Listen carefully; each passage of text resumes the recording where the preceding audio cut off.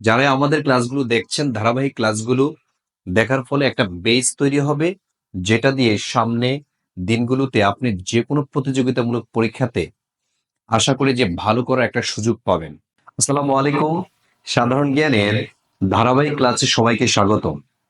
আজকের ক্লাসটি যে বিষয়, সেটা হচ্ছে আন্তর্জাতিক অর্থনীতি, সামরিক জোট ও অন্যান্য রাজনৈতিক জোট, তারপরে বিশ্বব্যাংক, আইএমএফ সহ অন্যান্য আর্থিক যে সংগঠনগুলো সংশ্লিষ্ট রয়েছে সে বিষয়ের উপরে পূর্ণাঙ্গ না হলেও গুরুত্বপূর্ণ বিষয়গুলো ধারণা দেওয়ার চেষ্টা করবো ইনশাল্লাহ।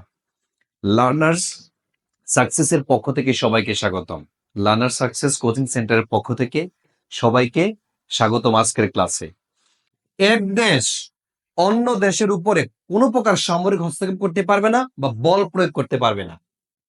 মনে রাখবেন, 2012 সালে বাংলাদেশকে পদ্মা সেতু করার জন্য 100 বিলিয়ন ঋণ দেওয়ার কথা ছিল বিশ্বব্যাংক।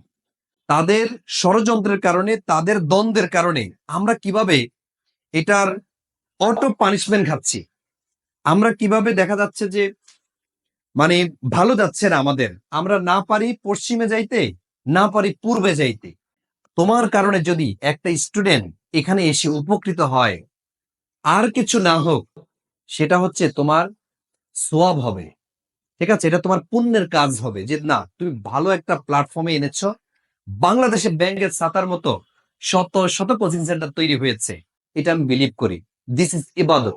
আমি ইবাদত হিসাবে এই ক্লাসগুলো নেই। আমি ক্লাস নিতে, পড়তে, পড়াতে, শিখতে পছন্দ করি। এই কারণে মূলত হচ্ছে ক্লাসগুলো নিচ্ছি।